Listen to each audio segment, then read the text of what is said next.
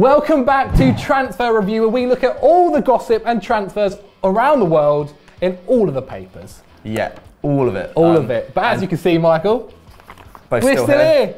And breaking news, Chris and Pat have unfortunately been sacked for reasons we can't discuss right now. But the good news is that you've got us now forever. So yeah. Enjoy the ride. But what is the first transfer rumoured this week? Mate. What are we going to be looking at? Our first transfer is Gareth Bale to PSG. Ooh, that's a big one. From Le Parisien. So there's my French. But yeah, apparently Real Madrid's interest in Kylian Mbappe is hotting up even more. And that now Gareth Bale, there are reports in France that PSG are interested in the Welshman. PSG were interested in Kylian Mbappe at the beginning, but now apparently the reports have seemed to simmer down. It's not going to happen essentially. But apparently, if he was to go to Madrid for Real Madrid, Bale would want a move away, which is, you know, you can't complain. Bale this past season has had a lot of injuries.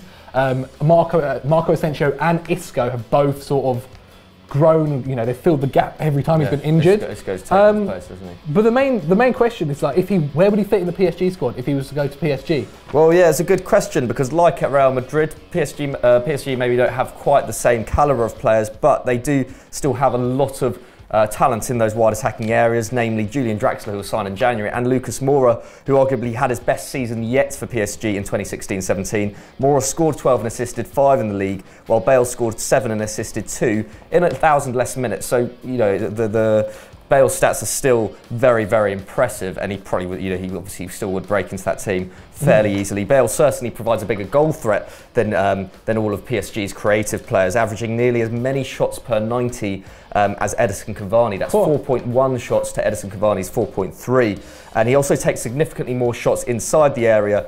That's 2.4 than Di Maria, Draxler, and Moura, who all average between around 1.4 and 1.7. But is this transfer really likely to happen? As you're saying, if Mbappe were to go to Madrid, apparently Bale would be the sacrifice Madrid would make. But does he really want to leave Madrid? I'm not sure. Would he want to go to Paris? I feel like he'd probably more likely want to go back to the Premier League, if anything. 100%. United would be interested. Yeah. Maybe Tottenham, but I doubt they'd spend that much money. Maybe even Chelsea. Yeah, Chelsea. But what do you guys think? Would PSG be the right destination for Gareth Bale? Let us know in the poll. Oh. Yeah, the poll above my head. So our second rumour of the week comes from The Guardian, and they are saying that Naby Keita could well be on his way to Liverpool this summer. This is a rumour that has been going around a bit over the last couple of months, but there are new developments this week. What are they, Zach? Well, apparently it's been reported that Naby Keita has been told by RB Leipzig that he can leave the club, but they are demanding £70 million for him, which is a lot of money. Apparently Liverpool, as we said, are interested, and they're willing to pay £50 million for him. But the thing is, RB Leipzig are in a good position. He's got 3 years on his contract. But the real question is, how would he do at Liverpool? Well, the signs show that Keita would be a pretty decent signing for Jurgen Klopp, a fantastic signing, in fact.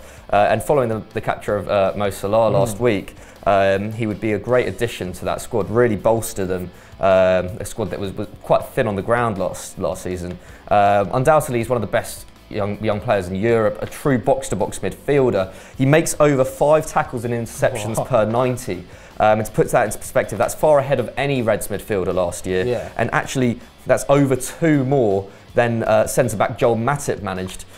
So it gives you an idea of the kind of work rate and the kind of combative style that Keita possesses in that kind of defensive midfield, or just general kind of midfield position. He also completes exactly the same number of take-ons per game as Philippe Coutinho, which is also pretty impressive. Obviously, Philippe Coutinho is taking on probably more defenders than Keita. He's running through the midfield more, but he also has a better success rate of 66%. So this is a very, very solid player. He also creates 1.5 chances per game. That's comparable to Lallana, who plays in a far more advanced position, and only slightly less than Sadio Mane, who again plays in a very, very advanced position. So this is a guy who essentially can do it all. He sounds like a mix of every one of Liverpool's defensive and midfield players. Yeah, he would certainly be a big upgrade on someone like Emre Can, who personally I rate quite a lot. So this is a guy who would seriously improve this team. 100%. in Liverpool, yeah, obviously Liverpool are a very creative, very combative team already. Yeah, I can't see how he wouldn't fit in well with Klopp's system. But what do you guys think? Will he be a success at Liverpool? Let us know in the comments below.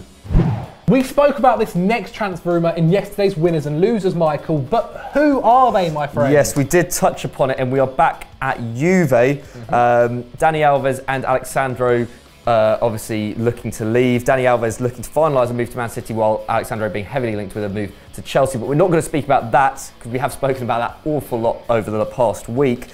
We're talking about potential replacements at Juve as they see their defence potentially crumble this summer, with bids coming in left, right and centre. But the old lady, apparently according to The Sun, are planning a £15 million bid to bring Southampton's right-back Cedric Suarez to Turin, which would be a very interesting move. The 25-year-old still has 3 years left on his contract though, so Southampton would understandably be reluctant to sell as they look to build for the new season with their new manager in place now.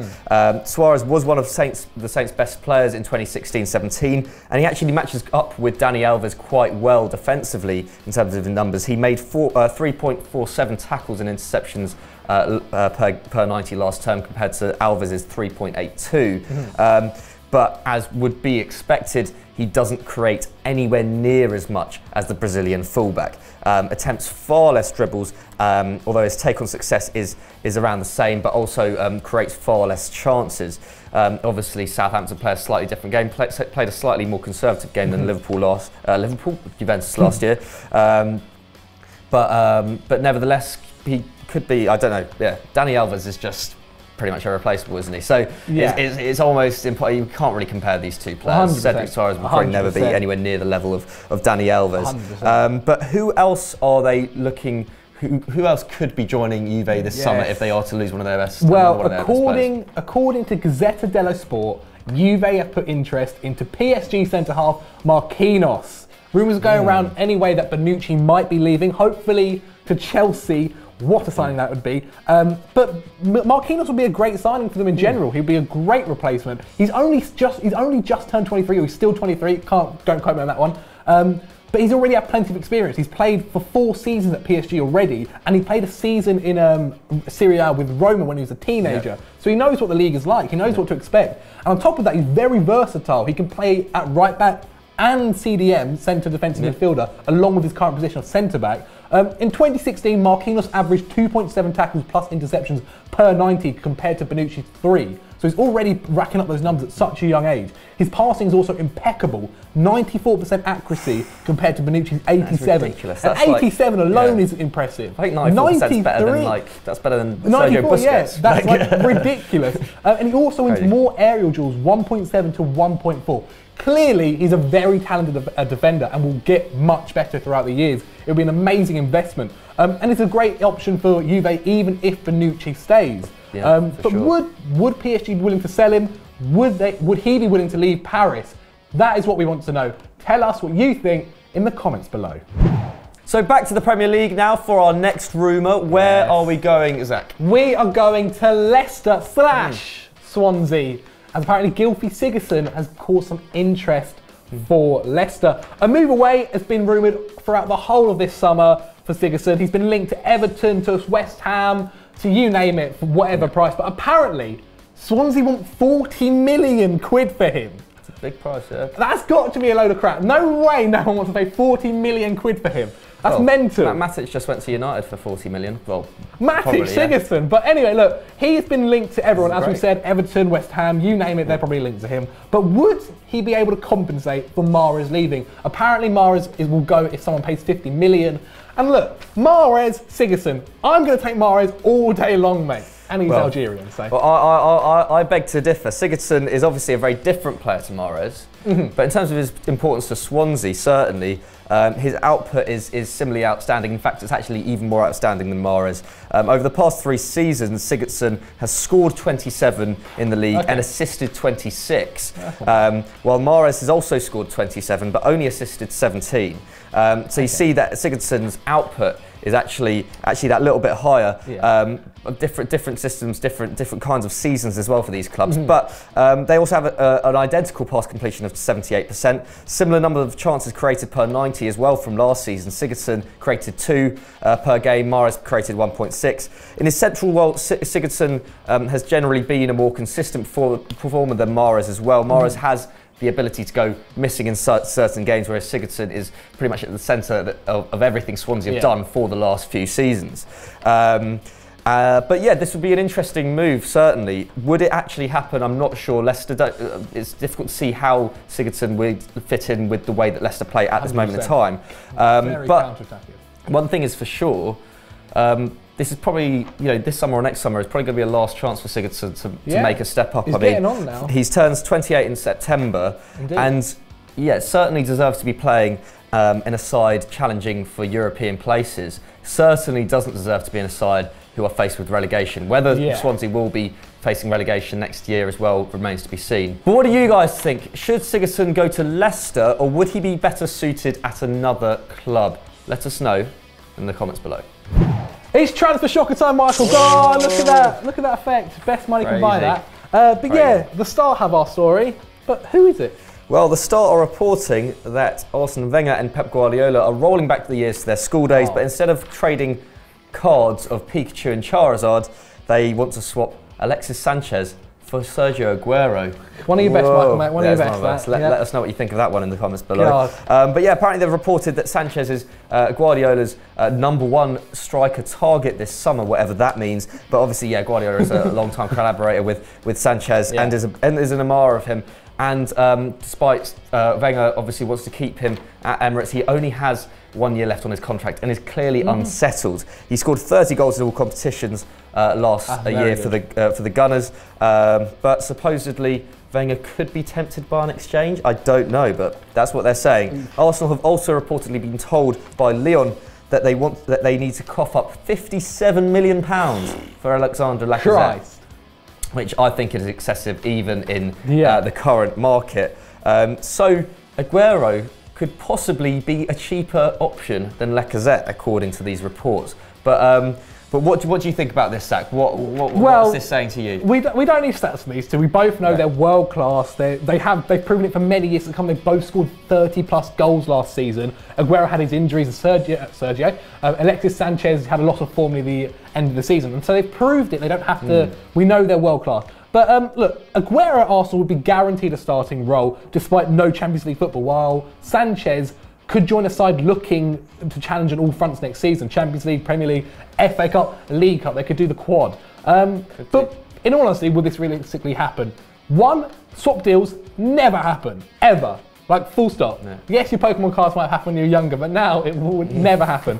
Wenger is also determined to keep Sanchez. And Aguero's situation at City, although the media likes to make it like it's a dire one, he wants to get out, it's very doubtful, mate. He'd probably win the Premier League next season, let's be honest. He was improving a lot more towards the end of the season in his system. But we want to know what they think. Who would get the better transfer? Man City if they got Sanchez, or Arsenal if they got Aguero? Let us know in the poll above my head.